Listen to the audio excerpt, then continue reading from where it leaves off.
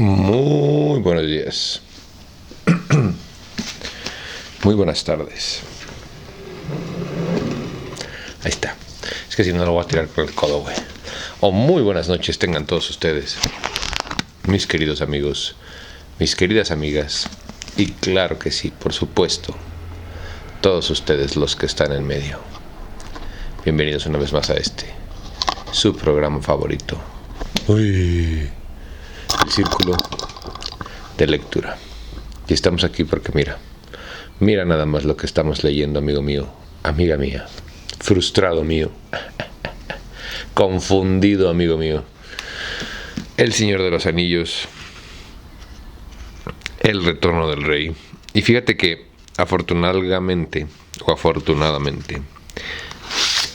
ya encontré mi separador, güey. El perro, el chido, el que me hicieron mis alumnas, güey.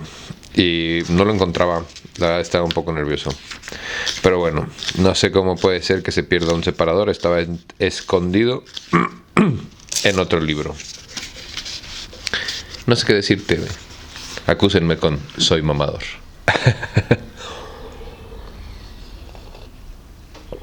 Así que bueno, buenos días, buenas tardes y buenas noches. Y continuemos con J.R.R. Tolkien. Ay, güey, perdón. El Señor de los Anillos, El Retorno del Rey. Editorial Bucket. Capítulo número 3.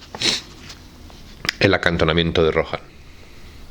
Ahora, todos los caminos corrían a la par hacia el este, hacia la guerra ya inminente, a enfrentar el ataque de la sombra. Y en el momento mismo en el que Pippin asistía en la gran puerta de la ciudad, a la llegada del príncipe de Dol Amroth con sus estandartes, Theoden, rey de Rohan, descendía desde las colinas. La tarde declinaba. A los últimos rayos del poniente, las sombras largas y puntiagudas de los jinetes se adelantaban a las cabalgaduras. Ya la oscuridad se había agazapado bajo los abetos susurrantes que vestían los flancos de la montaña. Y ahora, al final de la jornada, el rey cabalgaba lentamente. Pronto el camino contorneó un gran espolón de roca desnuda, y se internó de improviso en la penumbra suspirante de una arboleda. Los jinetes descendían sin cesar en una larga fila serpentina, cuando llegaron por fin al fondo de la garganta. Ya caía la noche en los bajíos, el sol había desaparecido, el crepúsculo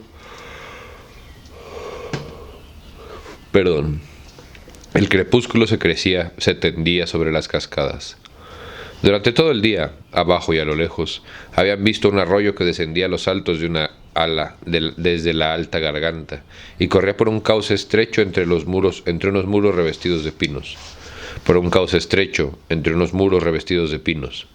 Ahora, pasando por una puerta rocosa, penetraba en un valle aún más ancho. Siguiendo el curso del arroyo, los jinetes se encontraron de pronto ante el valle sagrado, donde resonaban las voces del agua de la noche. En ese paraje el blanco, nevado, engrosado con el caudal del arroyo, se precipitaba humeante y espumoso sobre las rocas aseadoras, y las colinas y las praderas verdes.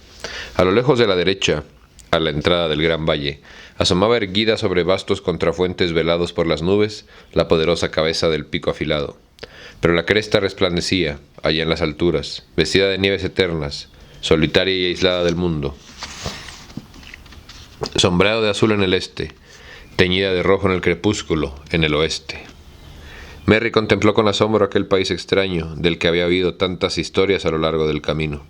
Era un mundo sin cielo, en el que los ojos del hobbit a través de requicios de aire tenebroso, no veían nada más que pendientes cada vez más altas, murallones de piedra detrás de otros murallones, y precipicios amenazantes envueltos en nieblas. Por un momento, como en una dormevela, escuchó los rumores del agua, el murmullo de los árboles, el crujido de las piedras y el vasto silencio expectante detrás de cada ruido. A Merry le fascinaban las montañas, o lo había fascinado la idea de las montañas, marco sempiterno de las historias de países lejanos, pero ahora lo retenía abajo el peso insoportable de la Tierra Media. Hubiera querido cerrarle las puertas a aquella inmensidad, en una habitación tranquila, junto a un fuego. Estaba muy fatigado, pues si bien la cabalgata había sido lenta, rara vez habían detenido a descansar. Hora tras hora, durante casi 3 días interminables, había marchado a los tumbos, a través de gargantas y largos valles, y un sinfín de ríos y arroyos.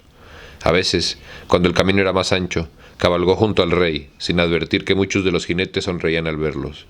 El hobbit en el pony, peludo y gris, y el señor de Rohan en el esbelto corcel blanco. En esos momentos habían conversado con Théoden hablando de la tierra natal, y de las costumbres y de los acontecimientos de la comarca, o escuchando a su vez las historias de la marca y las hazañas de los grandes hombres de antaño. Pero la mayor parte del tiempo, sobre todo en este último día, Merry había cabalgado solo cerca del rey, sin decir nada, y esforzándose por entender la lengua lenta y sonora que hablaban los hombres detrás de él. Era una lengua que parecía contener muchas palabras que él conocía, aunque la pronunciación era más rica y enfática que en la comarca, pero no conseguía poner en relación unas palabras con otras. De vez en cuando algún jinete entonaba con voz clara y vibrante un canto fervoroso, y a Merry se le encendía el corazón aunque no entendía de qué se trataba. A pesar de todo, se sentía muy solo, y nunca tanto como ahora. Al final de la tarde, se preguntaba en qué lugar de todo el mundo extraño estaba Pippin, y qué había sido de Aragorn y Legolas y Gimli. Y de pronto, como una punzada fría en el corazón, pensó en Frodo y Sam. Me olvido de ellos, se reprochó, y son más importantes que todos nosotros. Vine para ayudarlos, pero ahora, si aún viven, han de estar a centenares de millas de aquí. Se estremeció.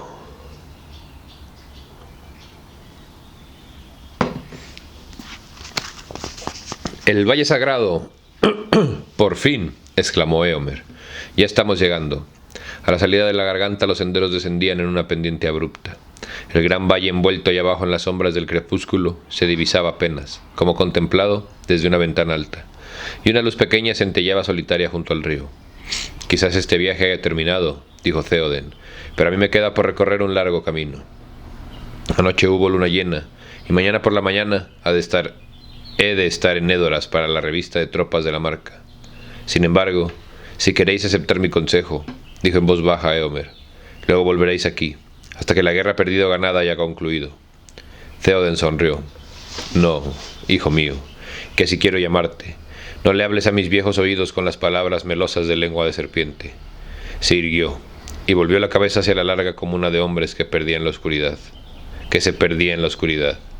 «Parece que hubieran pasado largos años en estos días, desde que partí para el oeste, pero ya nunca más volveré a apoyarme en un bastón. Si perdemos la guerra, ¿de qué podrá servir que me oculte en las montañas? Y si vencemos, ¿sería acaso un motivo de tristeza que yo consumiera en la batalla mis últimas fuerzas? Pero no hablemos de eso ahora. Esta noche descansaré en el baluarte del sagrario. Nos queda menos de una noche de paz. En marcha». En la oscuridad creciente descendieron al fondo del valle. Ahí, el río Nevado corría hacia la pared occidental, y el sendero los llevó pronto a un vado donde las aguas murmuraban sonoras sobre las piedras. Había una guardia en el vado. Cuando el rey se acercó, muchos hombres emergieron de entre las sombras de las rocas, y al reconocerlo, gritaron con voces de júbilo: «¡Théoden rey! ¡Théoden rey! ¡Vuelve el rey de la marca!». Entonces uno de ellos sopló un cuerno, una larga llamada cuyos ecos resonaron en el valle. Otros cuernos le respondieron y en la orilla opuesta del río aparecieron unas luces. De improviso, y desde gran altura, se elevó un gran coro de trompetas. Sonaban, se hubiera dicho, en algún sitio hueco, como si las diferentes notas se unieran en una sola voz que vibraba y retumbaba contra las paredes de piedra. Así, el rey de la marca retornó victorioso del oeste, y en el sagrario, al pie de las montañas blancas, estaban acantonadas las fuerzas que quedaban de su pueblo. Pues no bien se enteraron de la llegada del rey, los capitanes partieron a encontrarlo en el vado, llevándole mensajes de Gandalf. Dunhere, jefe de las gentes del Valle Sagrado, iba a la cabeza. 3 días atrás, al amanecer, señor, dijo Sombra Gris, llegó en Edoras como un viento del oeste, y Gandalf trajo noticias de vuestra victoria para regocijo de todos nosotros. Pero también nos trajo vuestra orden, que apresuráramos el acantonamiento de los jinetes. Y entonces vino la sombra alada. «¿La sombra alada?», dijo Théoden. «También nosotros la vimos, pero eso fue en lo más profundo de la noche, antes de que Gandalf nos dejase». «Tal vez, señor», dijo Dunher. «En todo caso, la misma u otra semejante, Una oscuridad que tenía la forma de un pájaro monstruoso voló esta mañana sobre Edoras, y todos los hombres se estremecieron, porque se lanzó sobre Medusel, y cuando estaba ya casi a la altura de los tejados oímos un grito que nos heló el corazón. Fue entonces cuando Gandalf nos aconsejó que no nos reuniéramos en la campiña, que viniéramos a encontrarnos aquí, en el valle, al pie de los montes, y nos ordenó que no encender hogueras o luces innecesarias. Eso es lo que hicimos. Gandalf hablaba con autoridad. Esperemos que esto sea lo que vos hubieras querido. Ninguno de esas criaturas nefastas ha sido visto aquí, en el Valle del Sagrado. Está bien, dijo Theoden. Ahora iré al baluarte, y ahí, antes de recogerme a descansar, me reuniré con los mariscales y capitanes. Que vengan a verme lo más pronto posible. El camino, que en ese punto tenía apenas media milla de ancho, atravesaba el valle en línea recta hacia el este. Todo alrededor se extendían llanos y praderas de hierbas ásperas, grises ahora en la penumbra del anochecer.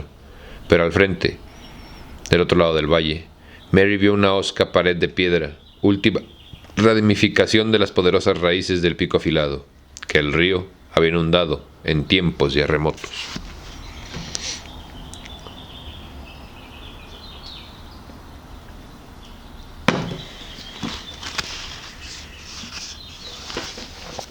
Una multitud ocupaba todos los espacios llanos. Algunos de los hombres se apiñaban a las orillas del camino y aclamaban alborozados al rey, y los jinetes venidos del oeste. Pero más atrás, y extendiéndose a lo largo del valle, había hileras de tiendas de campaña y cobertizos, filas de caballos sujetos a estacas, grandes reservas de armas y haces de lanzas erizadas como montes de árboles recién plantados. La gran asamblea desaparecía ya en la oscuridad, y sin embargo, aunque el viento de la noche soplaba helado desde las cumbres, no brillaba una sola linterna, no chisporroteaba ningún fuego. Los centinelas rondaban envueltos en pesados capotes. Cabrón, perdónenme. Merry se preguntó cuántos jinetes habría ahí reunidos. No podía contarlos en la creciente oscuridad, pero tenía la impresión de que era un gran ejército, de muchos miles de hombres.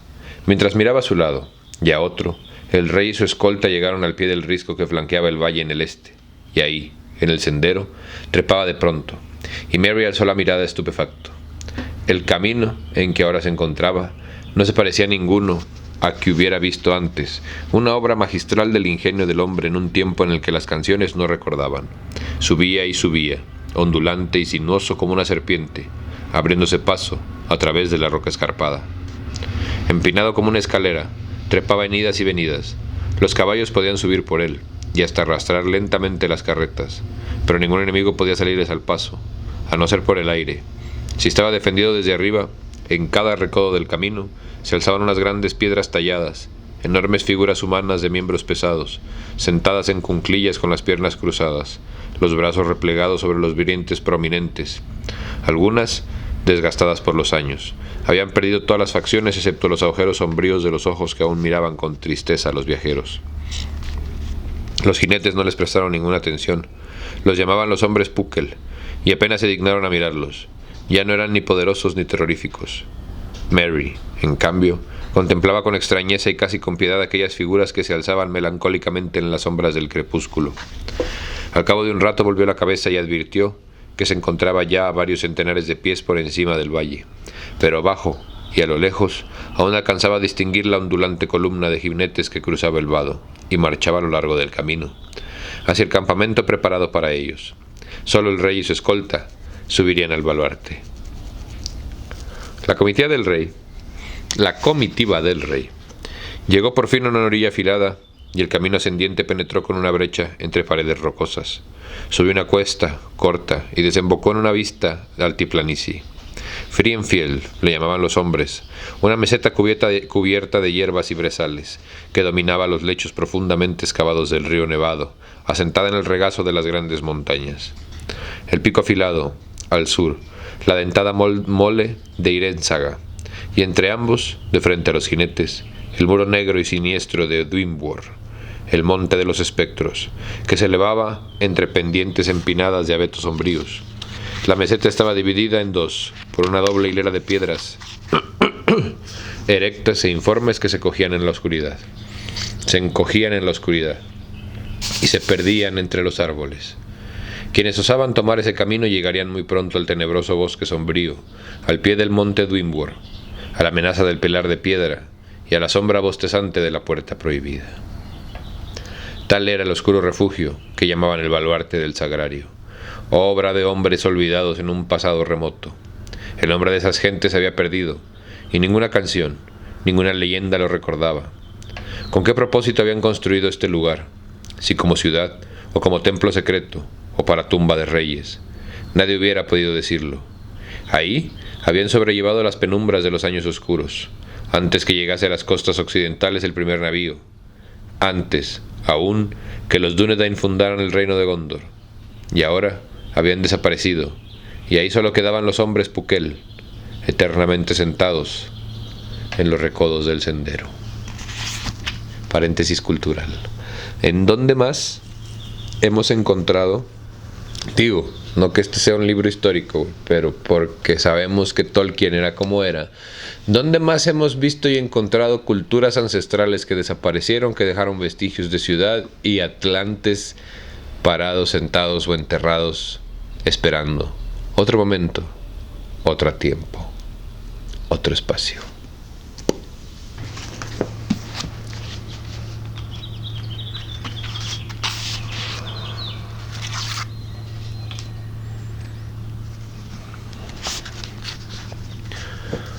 Porque además es una situación que se repite en varias culturas, güey.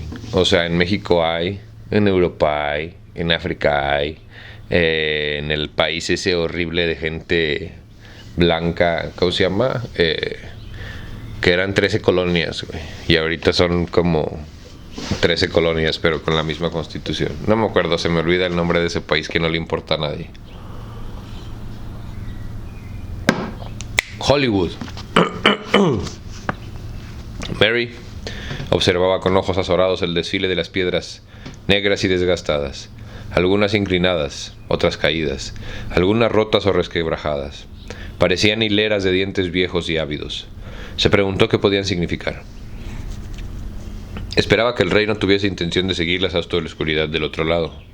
De pronto, notó que había tiendas y barracas junto al camino de piedras y al borde de la escarpa, como si las hubieran agrupado evitando la cercanía de los árboles, y casi todas ellas estaban a la derecha del camino, donde Frienfield era más ancho.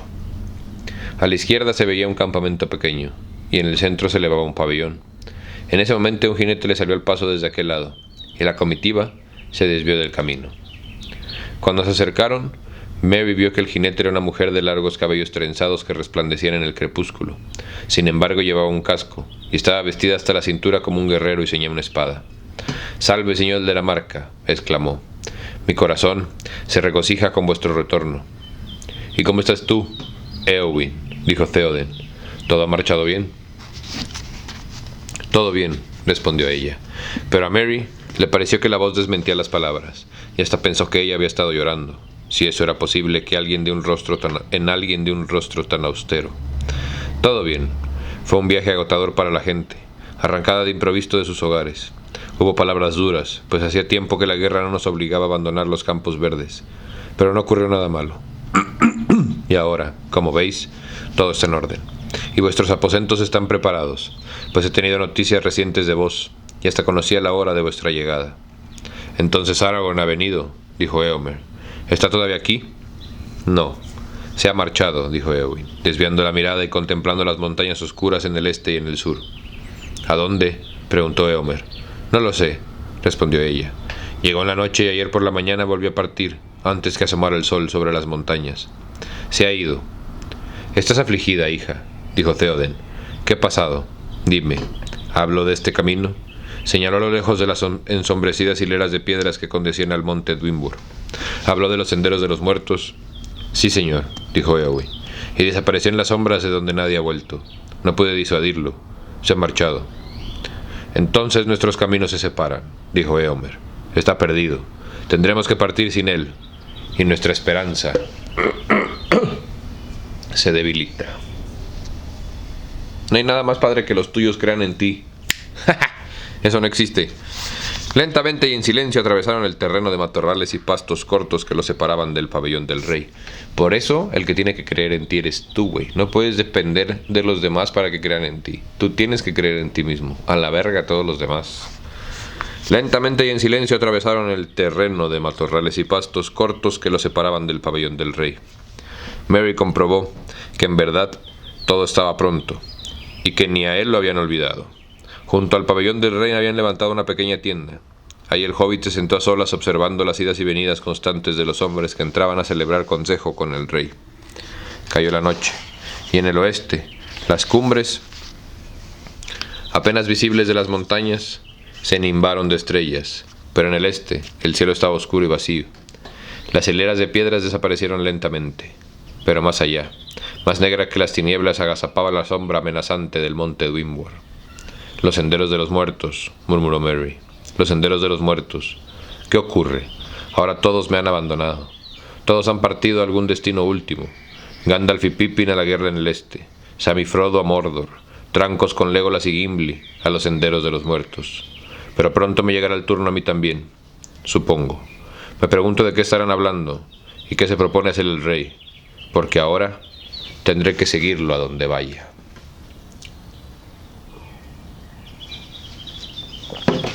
Tan, tan, tan, tan.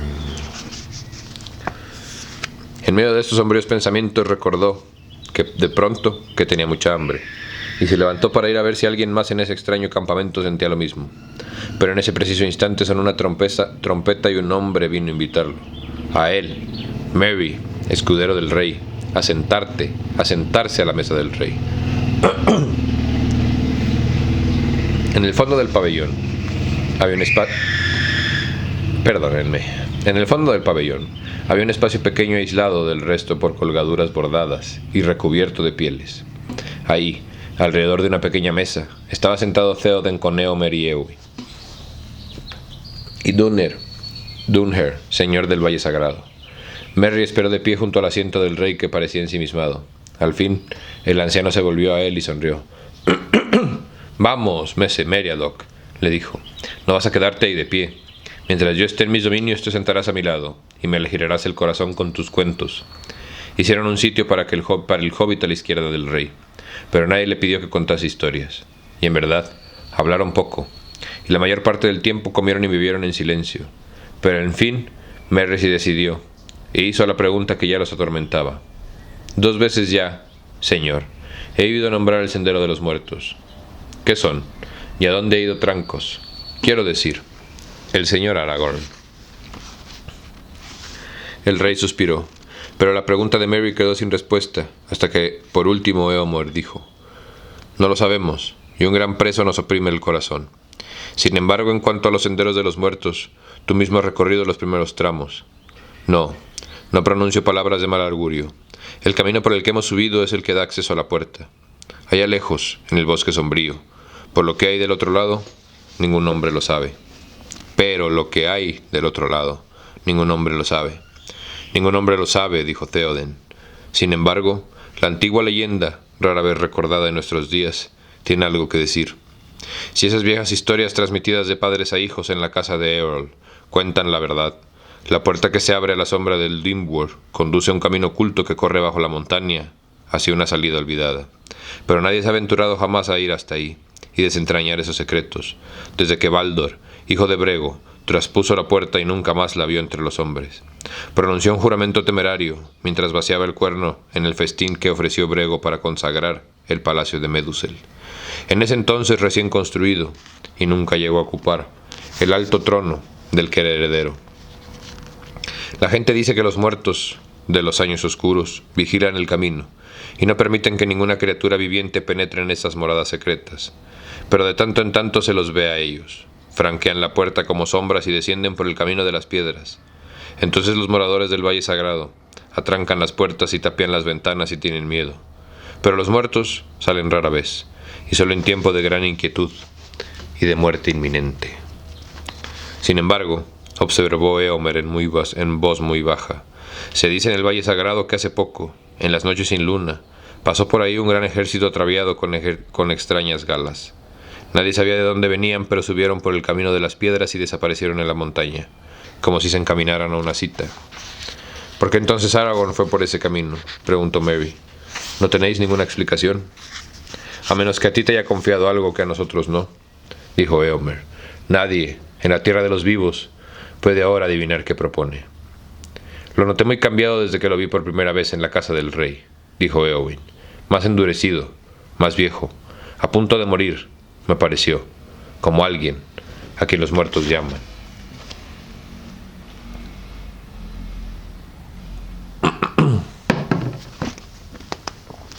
Tal vez lo llamaran, dijo Theoden, y me dice el corazón que no lo volveré a ver.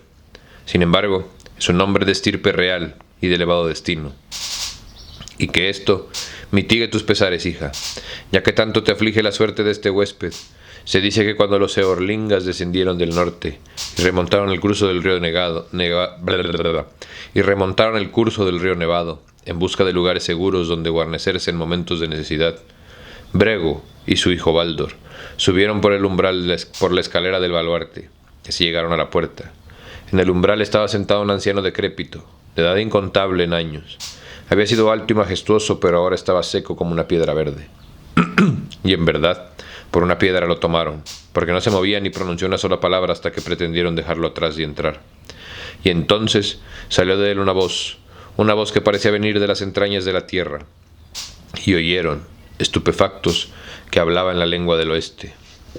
El camino está cerrado. Entonces se detuvieron y observaron, y al observarlo, vieron que aún estaba vivo, pero no los miraba. El camino está cerrado, volvió a decir.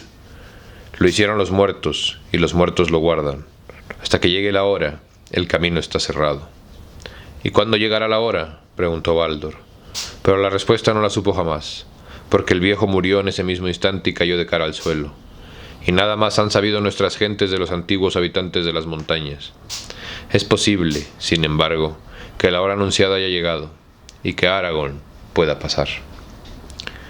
Pero, ¿cómo sabría si un hombre se ha llegado o no la hora, a menos que se atreviese a cruzar la puerta?, preguntó Éomer.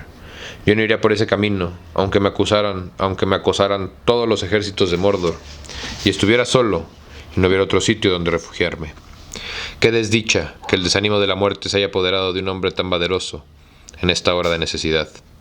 ¿Acaso no hay males suficientes a nuestro alrededor para tener que ir a buscarlos bajo tierra? La guerra está al alcance de la mano. Se interrumpió, pues en ese momento se oyó un ruido fuera y la voz de un hombre que gritaba el nombre de Theoden y el quién vive del guardia. ¡Pam, pam, pam, pam! ¿Sabes qué? Sí me llama mucho la atención, güey. Hasta me pone un peso nervioso. Como toda la lectura podríamos empatarla perfecto con la situación geopolítica del mundo, güey. O sea, así. Un momento después, el capitán de la guardia entreabrió una cortina. Hay un hombre aquí, señor, dijo un mensajero de Gondor. Desea presentarse ante vos inmediatamente. Hazlo pasar, dijo Theoden. Entró un hombre de elevada estatura y Merry contuvo un grito, pues por un instante le pareció que Boromir, resucitado, había vuelto a la tierra. Pero enseguida vio que no era así. El hombre era un desconocido, aunque se parecía a Boromir, como un hermano, alto y arrogante, y de ojos grises. Iba vestido a la usanza de los caballeros con una capa de color verde oscuro, sobre una fina cota de malla. El yelmo que le cubría la cabeza tenía engastada en la frente una pequeña estrella de plata. Llevaba en la mano una sola flecha, empenechada de negro.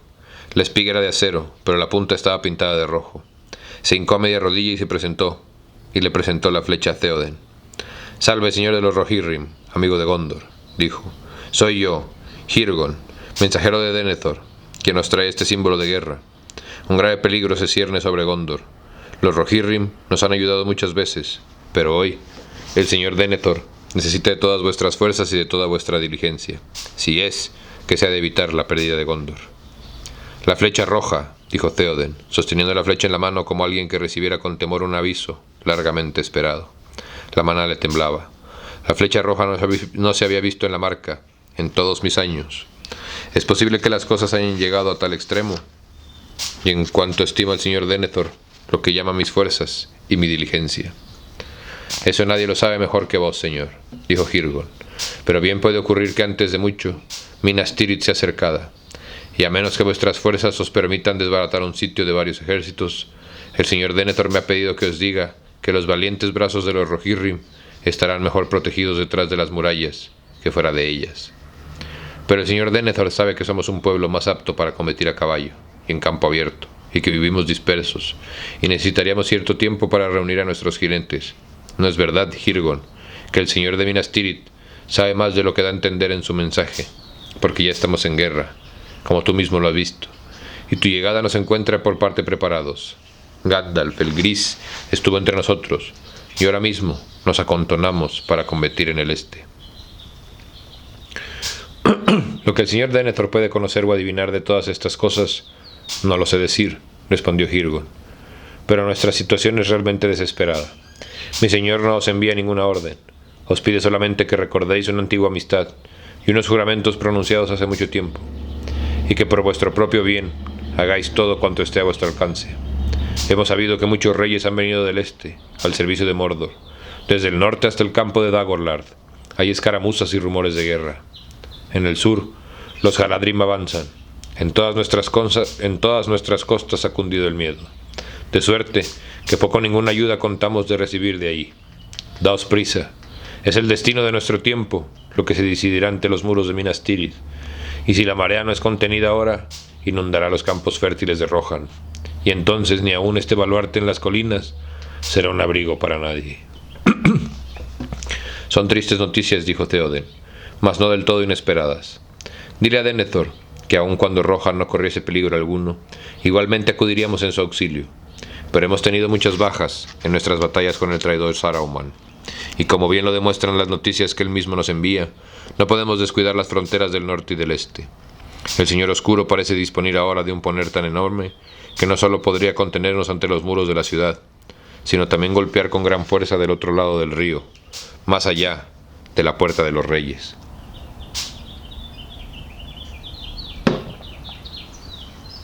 Pero no hablemos más de los consejos que dictaría la prudencia. Acudiremos. La revista de las tropas ha sido convocada para mañana. En cuanto todo esté en orden, partiremos. 10.000 lanzas hubiera podido enviar a través de la llanura para consternación de vuestros enemigos. Ahora serán menos, me temo. No dejaré todas mis fortalezas indefensas. No obstante, 6.000 jinetes me seguirán. Pues habrás de decirle a Denethor que en esta hora, el rey de la Marca en persona, descenderá al país de Gondor, aunque quizá no regrese. Pero el camino es largo y es preciso que hombres y bestias lleguen a destino con fuerzas para combatir. Tal vez dentro de una semana, a contar de mañana por la mañana, oigáis llegar desde el norte el clamor de los hijos de Eor. ¿Una semana?, dijo Hygron.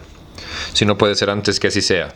Pero es probable que dentro de 7 días no encontréis nada más que muros en ruinas, a menos que nos llegue algún socorro inesperado. En todo caso, alcanzaréis a desbaratarles los festejos a los orcos y a los hombres endrinos de la Torre Blanca. ¡Qué joto! Al menos eso haremos, dijo Theoden. Pero yo mismo acabo de regresar del campo de batalla y de un largo viaje. Y ahora quiero retirarme a descansar. Pasa la noche aquí. Mañana podrás partir más tranquilo, luego de haber visto las tropas, y más rápido luego de haber descansado. La decisión es preferible tomarla por la mañana. La noche cambia muchos pensamientos. Sí, es cierto. Las decisiones hay que pensarlas 2 veces. Una bueno y sano y otra no tan bueno y sano. Te tiene que parecer buena idea las 2 veces, güey. No decidas con la cabeza fría. No decidas con la cabeza caliente. No permitas que tus emociones controlen tus decisiones. No seas básico. Sé neurodivergente. Dicho esto, el rey se levantó y todos lo imitaron. Id ahora a descansar, dijo, y dormir bien. A ti, Maese Meriadoc. Hazme piojito. No es cierto. A ti, Maese Meriadoc, no te necesitaré más por esta noche. Pero mañana ni bien salga el sol, tendrás que escapar. Tendrás que estar pronto esperando mi llamada. Estaré pronto, dijo Merry, aunque lo que me ordenéis sea que os acompañe a los senderos de los muertos. No pronuncies palabras de mal augurio, dijo el rey, pues puede haber otros caminos que merezcan llevar ese nombre. Pero no dije que te ordenaría cabalgaras conmigo por ningún camino. Buenas noches. No me van a dejar aquí para venir a recogerme cuando regresen, se dijo Merry. No me van a dejar y no. No y no. Y mientras se repetía una y otra vez estas palabras, terminó por quedarse dormido en la tienda. Abrió los ojos y un hombre lo estaba zamarreando para despertarlo. «Despierte, señor Hobbit. Hobbitla», gritaba el hombre. «Despierte». Zamarreando. Z-A-M-A-R-R-A-N-D-O.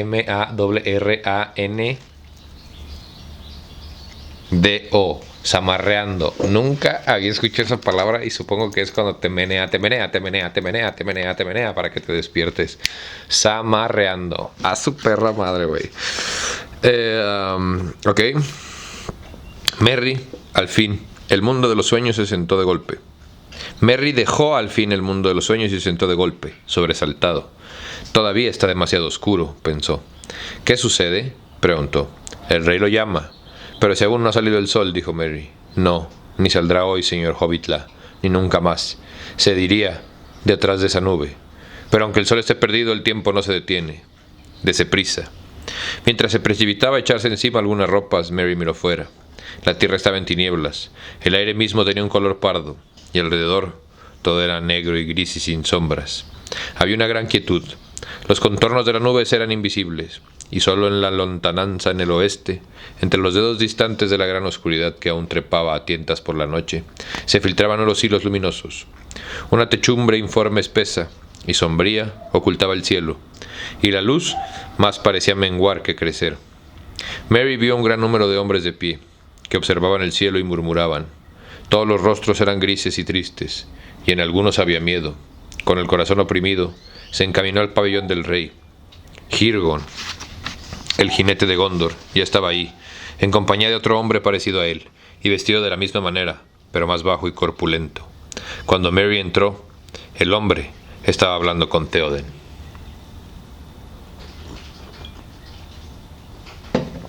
Viene de Mordor, señor, decía. Comenzó anoche hacia el crepúsculo.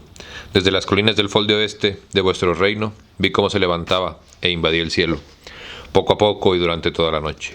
Mientras yo cabalgaba venía devorando las estrellas. Ahora la nube se cierne sobre toda la región, desde aquí hasta las montañas de la sombra, y se oscurece cada vez más. La guerra ha comenzado. Luego de un momento de silencio el rey habló. De modo que ha llegado el fin, dijo, la gran batalla de nuestro tiempo, en la que tantas cosas habrán de perecer. Pero al menos ya no es necesario seguir ocultándose. Cabalgaremos en línea recta, por el camino abierto, y con la mayor rapidez posible. La revista comenzará enseguida, sin esperar a los rezagados. ¿Tenéis en Minas Tirith provisiones suficientes? Porque si hemos de partir ahora con la mayor celeridad, no podremos cargarnos en demasía, salvo los víveres y el agua necesarios para llegar al lugar de la batalla. Tenemos abundantes reservas, porque hemos ido acumulando, respondió Hirgon. Partid ahora, tan ligeros y tan velosos como podáis. Entonces, Éomer, ve y llama a los heraldos, dijo Theoden, que los jinetes se preparen. Éomer salió pronto, las trompetas resonaron en el baluarte y muchas otras les respondieron desde abajo, pero las voces no eran vibrantes y límpidas como las que oyera Merry la noche anterior. Le parecieron sordas y destempladas en el aire espeso, un sonido bronco y omnioso. El rey se volvió a Merry. Maese Meriadoc, parto a la guerra, le dijo. Dentro de un momento me pondré en camino. Te eximo de mi servicio, mas no de mi amistad. Permanecerás aquí, y si lo deseas, estarás al servicio de la dama Éowyn, quien gobernará el pueblo en mi ausencia. Pero señor, tartamudeó Merry, os he ofrecido mi espada. No deseo separarme así de vos, rey Theoden. Todos mis amigos se han ido a combatir, y si no pudiera hacerlo también yo, me sentiría abochornado. Es que nuestros caballos son muy altos y veloces, replicó Theoden, y por muy grande que sea tu corazón no podrás montarlos. Pues bien, atadme al lomo de uno de ellos o dejadme ir colgado de un estribo o algo así, dijo Merry. El trayecto es largo para que os siga corriendo, pero si no puedo cabalgar correré, aunque me gaste los pies y llegue con varias semanas de atraso. Theoden sonrió. Antes que eso te llevaría en la grupa de crin blanca, dijo. Pero al menos cabalgarás conmigo hasta Edoras y vieras el palacio de Medusel, pues ese es el camino que tomaré ahora. Hasta ahí, Stiva podrá llevarte. La gran carrera solo comenzará cuando lleguemos a las llanuras. Entonces Éowyn se levantó. Venid conmigo, Meriadoc, dijo. Os mostraré lo que os he preparado. Salieron juntos. Solo esto me pidió Aragorn, dijo mientras pasaban entre las tiendas, que os proveyera de las armas para la batalla, y yo he tratado de atender a ese deseo lo mejor que he podido, porque el corazón me dice que antes del fin las necesitaréis. Éowyn llevó a Merry a un cobertizo entre las tiendas de la guardia del rey, y ahí un armero le trajo un casco pequeño y un escudo redondo y otras piezas. No tenemos una cota de malla que os pueda venir bien, dijo Éowyn, pero aquí hay también un justillo de un buen cuero, y un cinturón, y un puñal. En cuanto a la espada, ya la tenéis. Merry se inclinó, y la dama le mostró el escudo, que era semejante al que habría recibido Gimli, y llevaba la insignia del caballo blanco. Te voy a hacer un chiste malísimo, güey.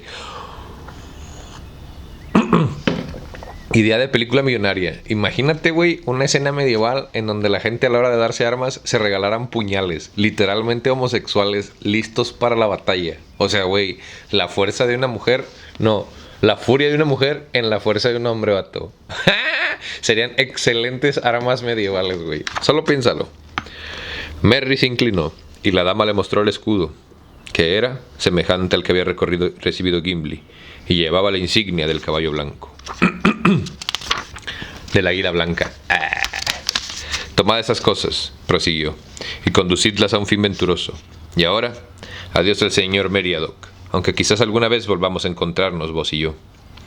Así, en medio de una oscuridad siempre creciente, el rey de la Marca se preparó para conducir a los jinetes por el camino del este. Bajo la sombra, los corazones estaban oprimidos, y muchos hombres parecían desanimados, pero era un pueblo austero, leal a su señor, y se oyeron pocos llantos y murmullos. Aún en el campamento del baluarte, donde se alojaban los exiliados de Edoras, mujeres, niños y ancianos, un destino mortal los amenazaba, y ellos lo enfrentaban en silencio. 2 horas pararon veloces, y ya que el rey estaba montado en el caballo blanco, que resplandecía en la oscuridad, alto y arrogante parecía el rey, aunque los cabellos que le flotaban bajo el casco eran de nieve, y muchos lo contemplaban maravillados, y se animaban al verlo erguido e imperturbable. Allí en los extensos llanos que bordeaban el río tumultuoso, estaban alineadas numerosas compañías, más de 5.500 jinetes armados de pies a cabeza, y varios centenares de hombres con caballos de posta que cargaban un ligero equipaje. Sonó una sola trompeta, el rey alzó la mano, y el ejército de la Marca empezó a moverse en silencio. A la cabeza marchaban 12 hombres, el séquito personal del rey, jinetes de renombre. Lo seguía el rey con Éomer a la diestra. Le había dicho adiós a Éowyn en el baluarte, y el recuerdo le pesaba, pero ahora observaba con atención el camino que se extendía delante de él. Detrás iba Merry, montado en estiva, con los mensajeros de Gondor, y por último, otros 12 hombres de la escolta del rey. Pasaron delante de las largas filas de rostros que esperaban, severos e impasibles. Pero cuando ya habían llegado casi al extremo de la fila, un hombre le echó al hobbit una mirada rápida y penetrante. Un hombre joven, pensó Merry, al devolverle la mirada, más bajo de estatura y menos corpulento que la mayoría. Reparó en el fulgor de los claros ojos y grises. Se estremeció, pues, se le ocurrió de pronto que era el rostro de alguien que había perdido toda esperanza y iba al encuentro de la muerte.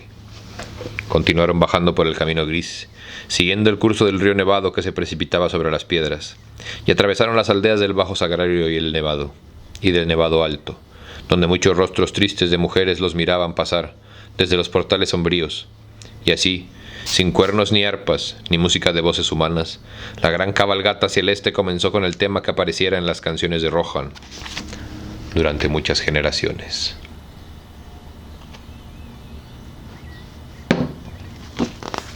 Del sagrario sombrío en la mañana lobrega, parte con escudero y capitán el hijo de Tengel, hacia Edoras.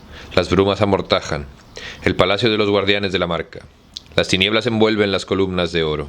Adiós, saluda a las gentes libres. El hogar, el trono, en los sitios sagrados de las celebraciones de los tiempos de luz. Avanza el rey, atrás el miedo, y adelante el destino. Leal y fiel, todos los juramentos serán cumplidos. Avanza Theoden, 5 noches y 5 días hacia el este galopan los Eorlingas, 6.000 lanzas en el Folde, la frontera de los pantanos y el bosque de Firinien, camino al Sullending, a Mandumburgo, la fortaleza de los reyes del mar, al pie de Minduluin, sitiada por el enemigo, cercada por el fuego. El destino los llama, la oscuridad se cierra, y aprisiona caballo y caballero. Los golpes lejanos de los cascos se pierden en el silencio. Así, cuentan las canciones. Y en verdad la oscuridad continuaba aumentando cuando el rey llegó a Edoras, aunque apenas era el mediodía. Ahí hizo un breve alto para fortalecer el ejército con unas 3/20 de jinetes que llevaban con atraso a la leva.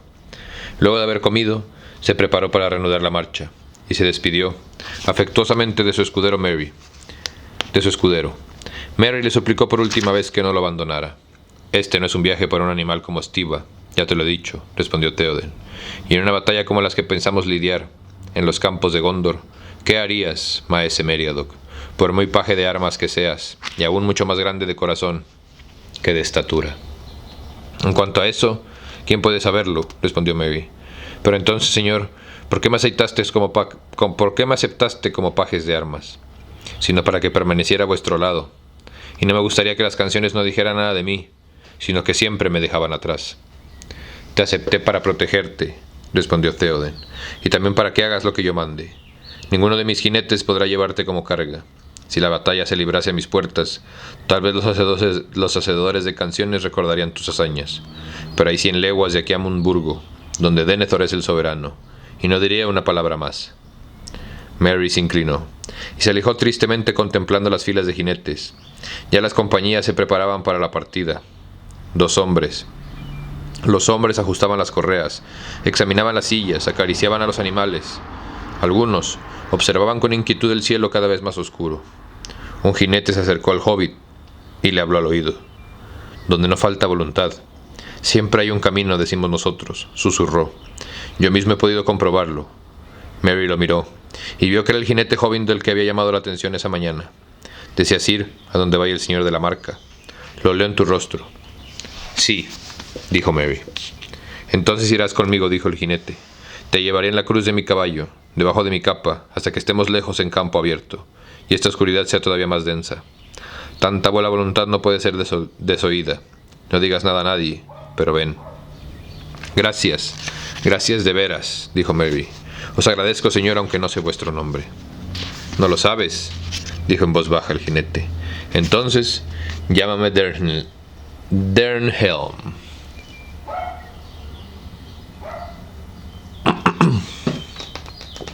Así pues, cuando el rey partó, Meriadoc el hobbit iba sentado delante de Dernhelm, y el gran corcel gris, hoja de viento, casi no sintió la carga, pues Dernhelm, aunque ágil y vigoroso, pesaba menos que la mayoría de los hombres.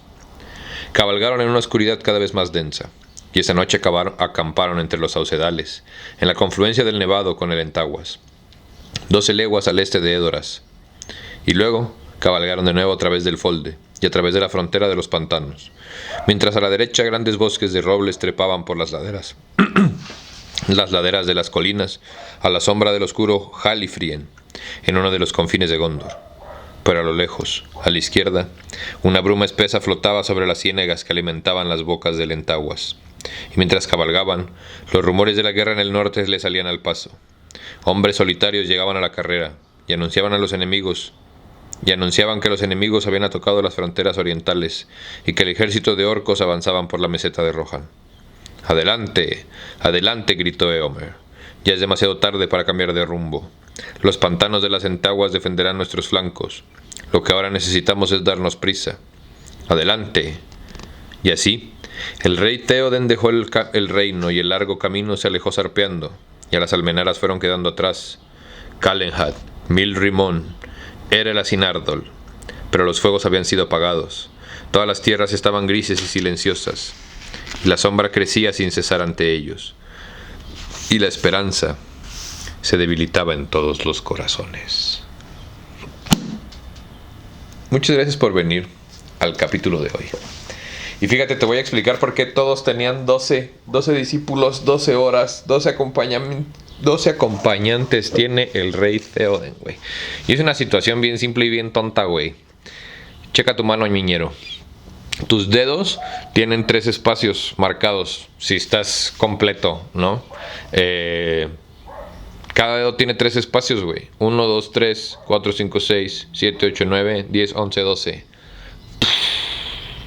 Y aquí es cuando descubres por qué antes la docena era lo que mandaba y por qué el tiempo está dividido en 2 espacios. en 12 horas tu día. Por eso dicen que el tiempo está en tus manos, porque tienes 3 falanges por dedo, tienes 4 dedos, el quinto, el pulgar, ¿quién crees que es, bebé? Por eso es diferente a los demás. Muchísimas gracias a ti por venir a tu ejercicio de resistencia cultural favorito. Nos vemos pronto. Adiós.